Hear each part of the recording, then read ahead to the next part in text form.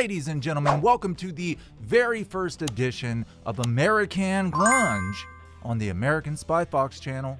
Now, what's the difference between American Grunge and American SpyFox? American SpyFox, me, will continue to write long-form videos that you've come to enjoy and you are used to. American Grunge is a weekly rock news reporting station where we will bring you all the latest rock news of your favorite celebrities and rock stars from the 70s, 80s, 90s, and 2000s. In all future episodes, I will be joined by a co-host, and I think you guys are going to like him or her. You'll just have to wait and find out. It's a surprise.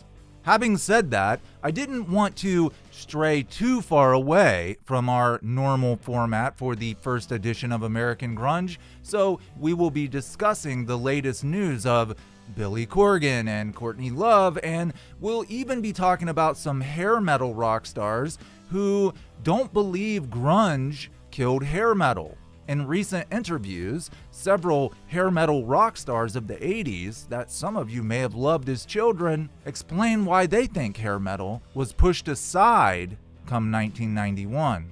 We're also going to be talking about a couple hair metal bands who made it, who somehow made it through the grunge era and were still loved by fans around the world. What's the difference between them and all the other hair metal bands? Stick around for the news and opinion and speculation and all that good stuff.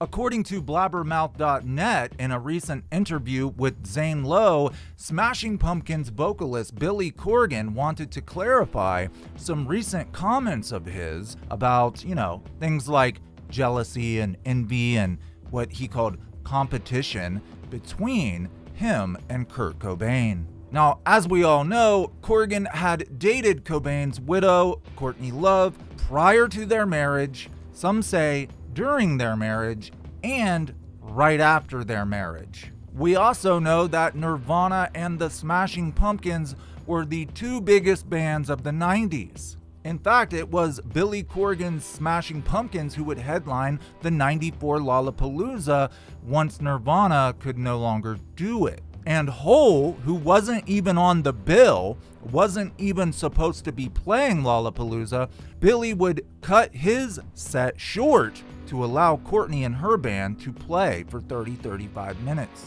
We know better than anybody that this has led to all kinds of debate and controversy, and there sure are a lot of videos on the American SpyFox channel about it, but let's see what Billy Corgan had to say to Zane Lowe about this supposed rivalry with his old lover's husband, Kurt Cobain. Corgan seemingly equated himself with Cobain as the best songwriters of their generation, saying that once Cobain died, I looked around and I was like, all right, well, I can beat the rest of them for sure. He went on to say that he cried after Kurt's passing, and this is why he says he cried. Because I lost my greatest opponent. I only want to beat the best, he explained. Interesting. So Billy says he cried because that would be like if in the 80s, Larry Bird suddenly, for some reason, and Larry Bird's life was threatened actually more than once during finals, during playoffs. That would be like if Larry Bird passed away and then Magic Johnson was like, oh, I cried. The only reason I cried is because there's no other team that can compete with the Lakers. I wanted to play the Celtics in the finals. Very odd, very strange. Now, this I do agree with. Corgan goes on to say, I think if we look back now, we can see that amongst the 90s bands, the Pumpkins, Nirvana, Nine Inch Nails, Soundgarden, Stone Temple Pilots, there were a lot of bands competing for the top spot. There's nothing wrong with that, Corgan says. People try to turn it into a weird thing. You know what's interesting is every interview Billy Corgan has done over the past 3 to 4 years, I've pretty much read all of them. And he always mentions Kurt Cobain. That's why people think he was jealous of Kurt Cobain, because he cannot stop talking about him. It's almost like the ghost of Cobain is haunting Billy Corgan. He even goes on to clarify what I just said. I've been doing these interviews saying Kurt was by far the most talented person of our generation. so I'm waving the white flag and saying he won the talent pool. But I dare put myself in the conversation. So when people get mad about that, like I don't have any right. But my band was one of the biggest bands of the era, and still a big band. I'm not some delusional guy up in Highland Park talking about what happened 30 years ago. Only, didn't we just play the United Center and sell it out? I agree with you. I agree with Billy Corgan. His band was one of the biggest bands of the 90s. Jimmy Chamberlin, their drummer, is my third favorite drummer of all time, right behind Taylor Hawkins and Danny Carey of Tool.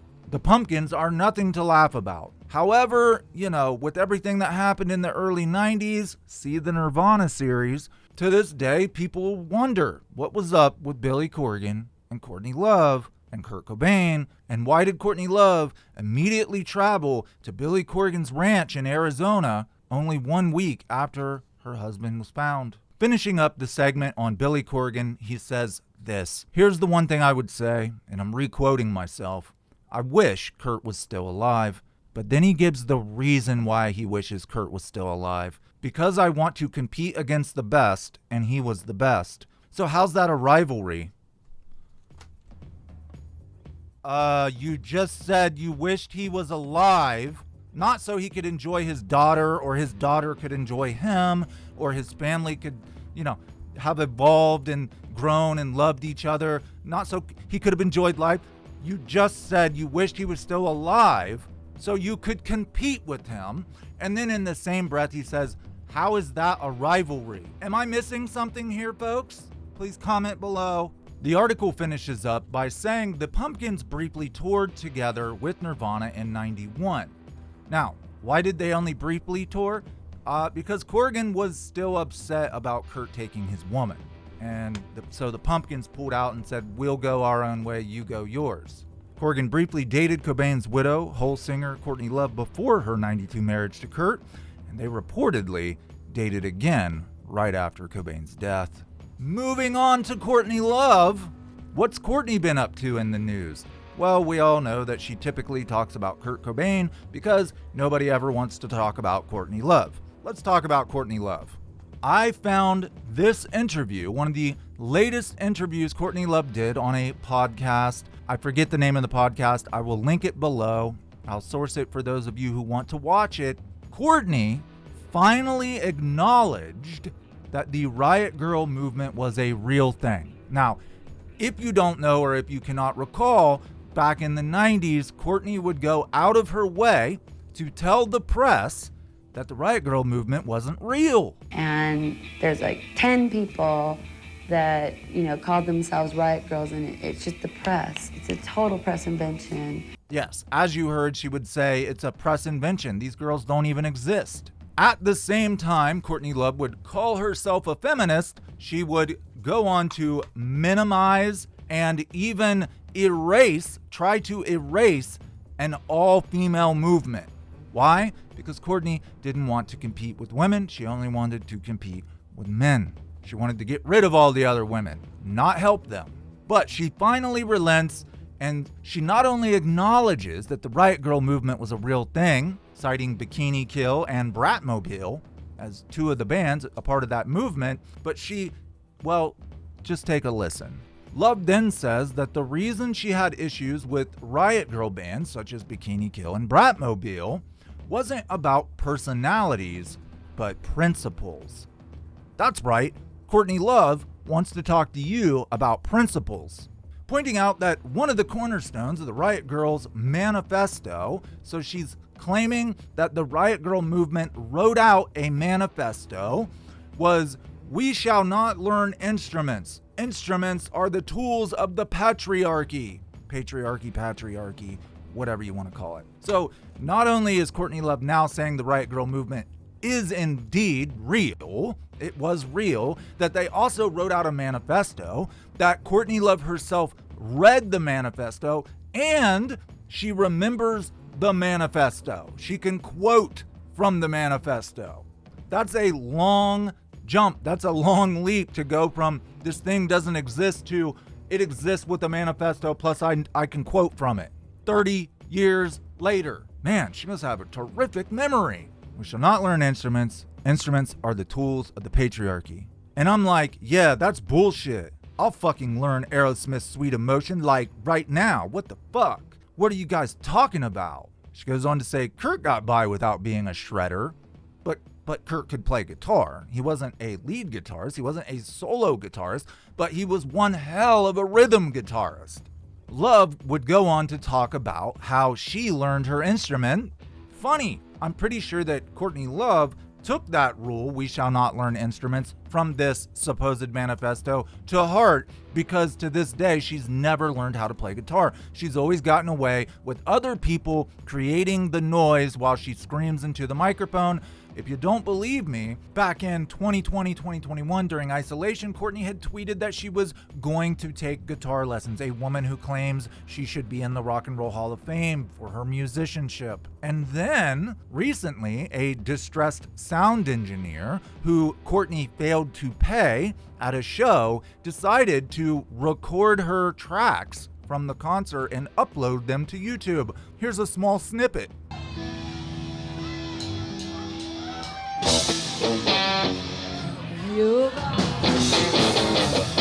I'm all I wanna be. I wanna start in demonology. For those of you who know who I think his name's Steve Tarberry, Stevie T or something like that. He is an amazing guitarist on YouTube. He was even asked to play in the band Dragon Force or whatever it is, some power metal band. This guy can shred. He knows his stuff. He's got millions of subscribers, and he makes videos about celebrities and guitar fails. He's made fun of Machine Gun Kelly and Lil Wayne for trying to solo or pretend to solo on guitar. I would love to see Stevie Tarberry cover a Courtney Love guitar fail video. That would be amazing. Courtney would end the interview talking about, of course, Kurt. Now, back in the 90s, Kurt would say that he felt as though the Nevermind album sounded too much like a Motley Crue record. He said it was too polished, too pristine. When asked about this, Courtney says, well, you know what? We all said a lot of things back in the 90s. She would go on to talk about Kurt being a very ambitious guy. He just kind of felt bad because of those punk rock roots, those unwritten laws of the punk rock ethos. He felt bad. He didn't want his fans to hate him for selling out or, all that crap that we talked in the 90s. And I agree with Courtney on this. I think there were two sides to Kurt. I think one, he felt incredibly bad for having this polished record, which is why he goes on to release Incesticide and In Utero, which was totally not like Nevermind, right? Very experimental, very new wave punk rock. Courtney would explain, we all said a lot of stuff, and she would even admit lying to the press is one of the great sports in life. That is a Courtney Love quote. So we've not only given you an example of Courtney lying to the press, but she even admits it herself. However, for some reason, her fans to this day will continue to hang on to every word she says as though it is gospel. That's Courtney Love. She can do whatever she wants. Speaking of Motley Crue, have you guys heard Mick Mars is suing the rest of the band? I know this is a little bit older news, but there's something I want to talk about. This guy, Mick Mars, was a co-founder of the band. He was the roots of this band. He's the one who came up with the riffs. In case you did not know, Nikki Sixx wasn't a terribly great musician. He looked like a rock star, and everybody loves him, including me.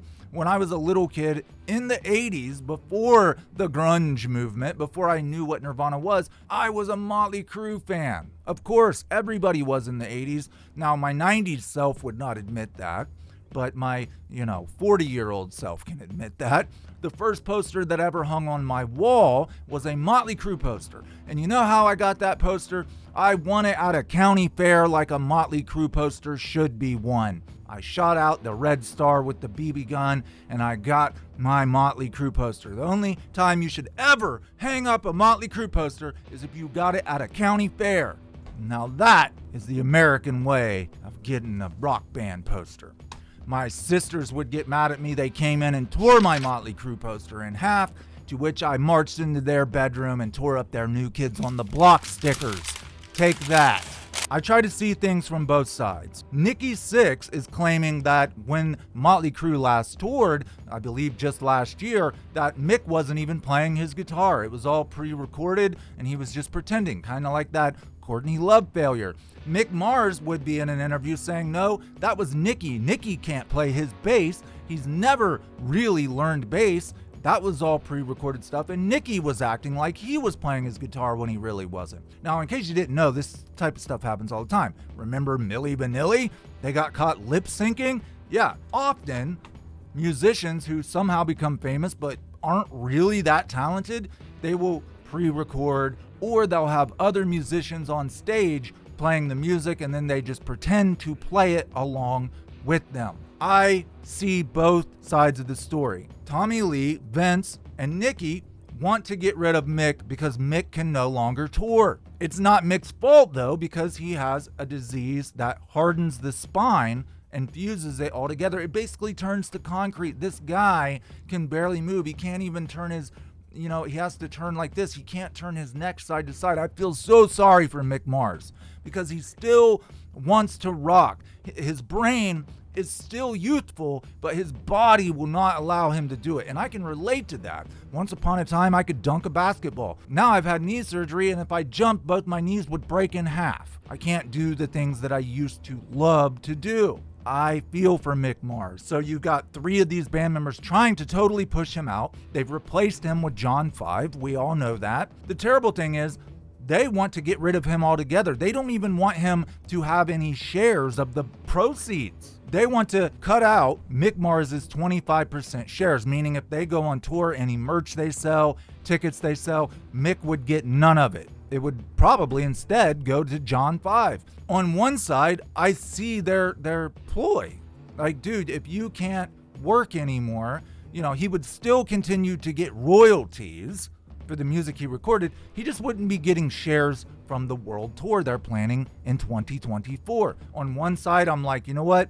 Mick's been in the band for 4 decades. He deserves it. On the other side, I'm thinking, well, if he's not actually doing the work, shouldn't it go to the guy who is doing the work? What do you guys think about this situation? Mick is saying, this is my band. I don't care who's taking my place. This is my band. I started it, and I want a piece of the pie. What do you guys think should happen? For the last segment of American Grunge Episode 1, I want to talk about a few hair metal rock stars, these guys from the 80s who have been interviewed recently, and they think grunge did not push hair metal out of the scene. We've got vocalist Stephen Pearcy from Rriot, guitarist vocalist Michael Sweet from Stryper. Is it Stryper or Stripper? That's one of the few hair metal bands I do not recall. And Skid Row bassist Rachel Bolan. They've all been interviewed recently. And basically this is what they all said. I'll read a quote. When a musical genre becomes just a point of sale, that's kind of the beginning of the end for the genre, because they'll sign 1 million bands that kind of sound like another band. And then it just dilutes everything. So that's what was kind of happening right around when grunge came out. And then when grunge came out, it was the next big thing, and then it happened to them too. The others, such as Mick Mars and Sebastian Bach, would talk about power ballads. Do you guys remember the metal power ballads? Now, I believe what they say is real. What happened by the end of the 80s, everybody was trying to be Motley Crue. Everybody was trying to be Skid Row, and it got diluted. People got sick of it. It's like there's nothing new, there's nothing fresh, there's nothing inventive, because everybody's doing these metal power ballads trying to sound the same. They were even using the same producers and the same videographers. So even the videos looked and sounded the same. People got sick of it. And then what happened with Nirvana? 1 million bands were signed to Geffen Records. Madonna signed 1 million bands, RCA, Sony. Any band that remotely dressed and sounded a little like Nirvana was signed. Some of those bands were one-hit wonders, and they would make at least a little bit of money. A lot of them we never heard of. We even talked about this in a recent video on the American SpyFox channel. We went over how diluted the 90s had become. If you hadn't seen that video, go ahead and check it out. It should be popping up in the top right corner. I think they're correct. Grunge was new and fresh and innovative. Those guys were just rehashing the same old thing. But here's a good question. Why did certain bands make it through the grunge movement? Guns N' Roses, even Motley Crue. And then you had your harder metal bands like Slayer, Metallica, AC/DC. They forged right through the 90s, no problem. Well, those bands were more authentic. A lot of the guys that were dressing up in the 80s hair metal scene, it was playtime. It was characters. They were pretending to be something that they really weren't. But with bands like Guns N' Roses, you could tell these guys are real junkies. They really live this lifestyle. I think that authenticity is what pushed them through the grunge movement, because the grunge movement was all about authenticity. It was about taking all your imperfections and putting them on display for the world to see. Those bands, Slayer, Metallica, AC/DC, Guns N' Roses, Motley Crue, yeah, they kind of faded for a little while, but now there's this huge resurgence of interest. People are going out and buying tickets to see Motley Crue, to see Skid Row, to see all those old bands that they loved when they were a little kid or a teenager or maybe in college. There is a resurgence of hair metal. And at the same time, it is existing alongside this resurgence of interest in 90s grunge bands who are going out on tour. So it's interesting to see things come full circle. What do you guys think? Did grunge push hair metal out of the mainstream, or did hair metal play itself out until people were just sick of it? It's like, okay, we've had enough, let's move on. Ladies and gentlemen, thank you so much for watching episode 1 of American Grunge on the AmericanSpyFox channel. We'll be back next week with a whole crop of new articles to talk about. I hope if you haven't, you will subscribe, you will like, you will share, and definitely I'd love to see some conversation down in the comments. I will be there for the next 36 to 48 hours checking your comments and replying to comments. Thank you so much. See you in the next one. Bye-bye.